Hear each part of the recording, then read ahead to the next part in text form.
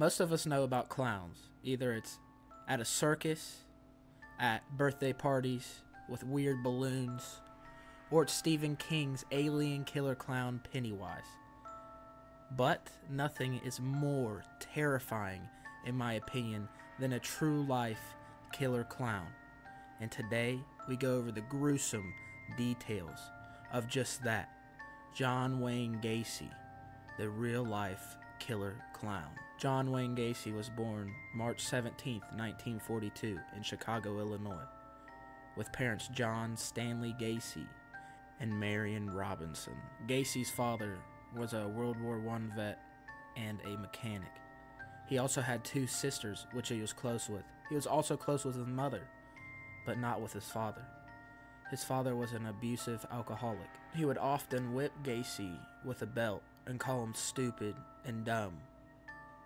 Gacy was also sexually assaulted by a family friend in 1949, but he wouldn't tell his father about it because he felt like his father would blame him for it, like he does everything else, like it was his fault. Even after all that, Gacy loved his father, but he always felt like he was never enough for him. He was always a chubby child, he explained, and his father would say he was faking sicknesses, even though it was due to Gacy's weight and heart problems. And in 1960, Gacy's father got him a car, but he would often take away the keys when Gacy would disobey, even though Gacy was 18 years old. And in 1962, Gacy decided to make another key for his car, but his dad didn't like that very much. He took off the distributor cap for 3 days of Gacy's car, but once he put it back on, Gacy drove. With $100 to his name, he drove to Las Vegas. Hopefully, he could stay with his cousin, he thought. While there, he got a job as an ambulance assistant, and then he got transferred to a mortician's assistant at Palm Mortuary. And then that's when some weird stuff started to happen. He would watch them embalm bodies and even was used as a pallbearer.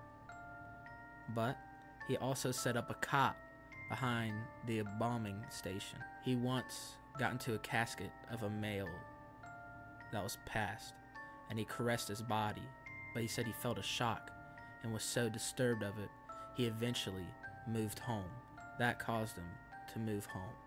Once he moved back, he went to college. He went to Northwestern University for business, and he had graduated in 1963. Even though he didn't finish high school, he graduated college. He became a trainee manager at a shoe department, and then in 1964, he got transferred to Springfield, Illinois, to work as a manager in the manager department. In the same year, he got married to Marilyn Myers, and he would often cheat on his own wife.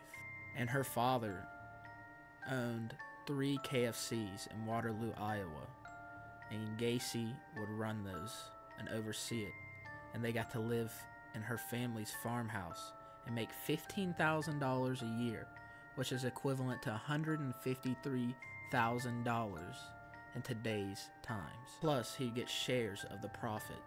He even made a club in his basement where they would play pool and drink with his employees, even though they were all underage mainly. Males and females would come, but he would only pay attention to the males, ignoring the females. He would often make sexual advances to the men, and then he'd say, "Oh, it's a joke," once they shooed him away and denied it and rejected it. His wife and him eventually had a boy in 1966, and then they had a girl in 1967, and his father was like, "I was wrong about you, son," and even shook Gacy's hand.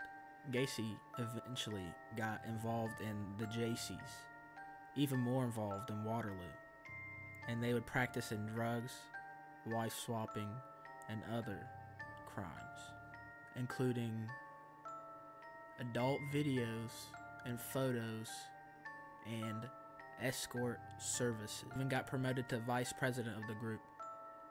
But in that year is when he really started his sickening crime spree. It was 1967 in August where he sexually assaulted 15-year-old Donald Voorhees Jr. He was the son of a local politician and Gacy's member. He lured the victim into his house, promising he would show them the adult videos that the Gacy's members watched. And that's when he assaulted Voorhees. So, Voorhees told his father, and his father told the authorities. So, he told his father, and his father told the authorities. And the authorities arrested Gacy. And they charged him with the crimes of the assault and an attempted assault of another 16-year-old boy. He denied all these accusations and crimes, saying it was all politically fueled, and he would take a polygraph test. And most of the Jacys actually believed him. However, on May 10th, 1968, Gacy was indicted for all of his crimes. Gacy then promised one of his employees, an 18-year-old man, $300 if he assaulted and discouraged Voorhees from testifying at court. He lured Voorhees into an empty park, pepper sprayed him, and assaulted him. Luckily, Voorhees got away and reported him to the authorities. The 18-year-old was eventually arrested.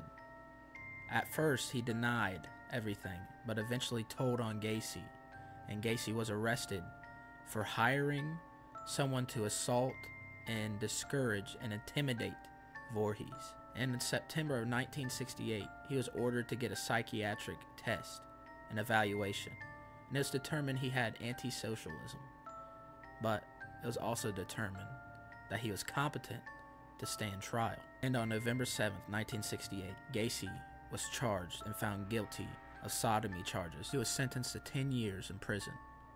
He tried to say it was Voorhees' idea, which is very, very disgusting and terrible thing to ever say. And that day his wife filed for divorce and full custody and matrimony and the rights to the property, and she got all of it, every single bit of it, and the divorce was finally finalized. Gacy never saw his ex-wife or children ever again, thankfully. The prison described Gacy as a model prisoner, though. He eventually was head of the kitchen. He even got the prisoners more rights and higher pay, with even mini golf section, and he grew the Jacys in there. But with all that being said, he was denied parole in 1969, thankfully. He completed 16 high school courses in there and prepared for his next parole meeting in 1970. He got his diploma in November of '69. His father died that same year on Christmas Day, and once he found out, he broke down crying and sobbing on the floor. He tried to get special permission to go to the funeral, but he was denied that. And once he was released, he bought a ranch-style house in Chicago, Illinois, where he committed most of his dirty, disgusting, and vile crime. Once he was released, he bought a ranch-style house at 8213 Somerdale Avenue in Chicago, Illinois, and that's where he committed most of his vile, disturbing, and disgusting crimes. Gacy would also host parties and annual events at his place for his community. He eventually remarried, but the two eventually got a divorce. He eventually started a business called PDM Constructors, where it was a whole bunch of miners working for him, and it was for minor construction work and repair work and house decoration. And let's just say he did very vile and nasty things with his employees. And in 1975, he started his job/persona that was so infamous. Pogo / Patches Clown persona. Gacy eventually worked his way into his local Democratic Party. He would have his people clean their headquarters for no charge. He eventually worked his way to meeting the First Lady, Rosalind Carter, and got a pin that had an S for special clearance. Gacy murdered at least 33 young men and boys. And how he got caught? One of the families from one of the boys filed a missing report of a child to Des Plaines police. The boy went to meet Gacy for a job opportunity, but never returned. And Lieutenant Joseph Kozlczak, the father of a boy who went to school with the victim, started to look deeper into Gacy and his past. He eventually found his criminal record and history.